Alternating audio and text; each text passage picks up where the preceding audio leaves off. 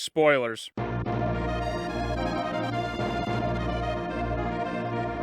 Scream continues Hollywood's trend of not numbering sequels and repeating ground. This film acts as both reboot and remake of the trilogy that didn't overstay its welcome until a fourth film came along that really no one wanted. Except in this one, it's retreading the same ground as that film. So this film follows Sam Carpenter, the teenage daughter of Billy Loomis. Okay, I'm not playing this game. Sam is supposed to be 23 years old in this film, but Billy Loomis died 25 years ago. I'm sorry, did Billy knock up Bonnie Swanson? The foundation of the story cannot happen, and yet Hollywood thought this was okay? These executives didn't even care to try and get that straight, then forces a bunch of near impossibilities like Dewey and Gale breaking up, because how else was the film supposed to kill him? Yeah, that's right. Dewey dies because a 5'3" girl who took multiple shots to the chest with a civilian-grade bulletproof vest somehow gets up and overpowers him. I almost got up and walked out of the theater at that point. This is the same unrealistic bullshit that happened in the 355 and Black Widow. I don't see Ghostface wearing heels, so how is this actress eye to eye with Dewey? The other killer, the new boyfriend of course, just went down the elevator, so it's obviously Amber, so what the fuck? Was this another stuntman doing all the stunts that a woman couldn't do, like Taskmaster and Black Widow? And when he does die, she's prone on the floor, so unless she ate a can of beans, there is no way she caught Dewey by surprise 6 feet away. You cannot force a plot point to occur unless it makes sense within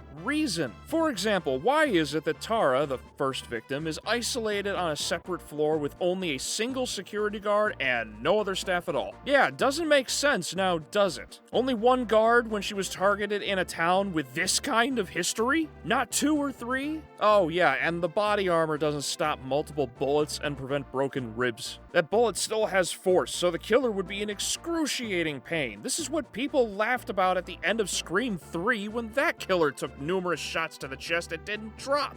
That's not even adding quality to the equation. The quality will ultimately speak for itself in the long run, hence why so many franchises like Star Wars, Jurassic Park, Terminator, and many more fandoms are divided by entire oceans of distance right now. All of these modern reboots and sequels are terrible, yet many of them receive a pass because they're entertaining, which is ridiculous because look at the actual quality of the movies. What is the best of these sequels? Maybe Prometheus? Better yet, let's keep this reboot idea in the horror slasher genre. 2009's Friday the 13th. No one liked it. Even that fandom hated it through and through and said ew and don't touch me. Except for Juliana Gill. You can touch me.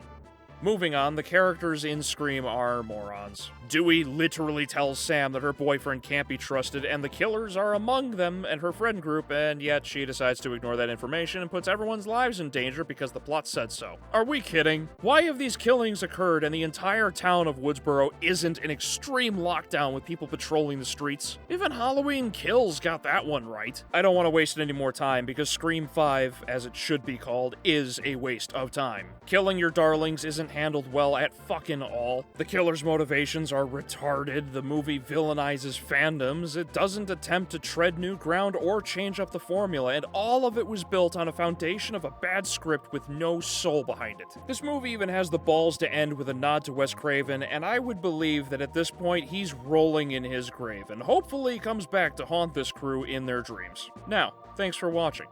Please like, share, ring the bell for notifications, and if you want to watch more movie reviews, then subscribe and check out my review of the laughable 355 at the link over there. And I'll see you in the next video.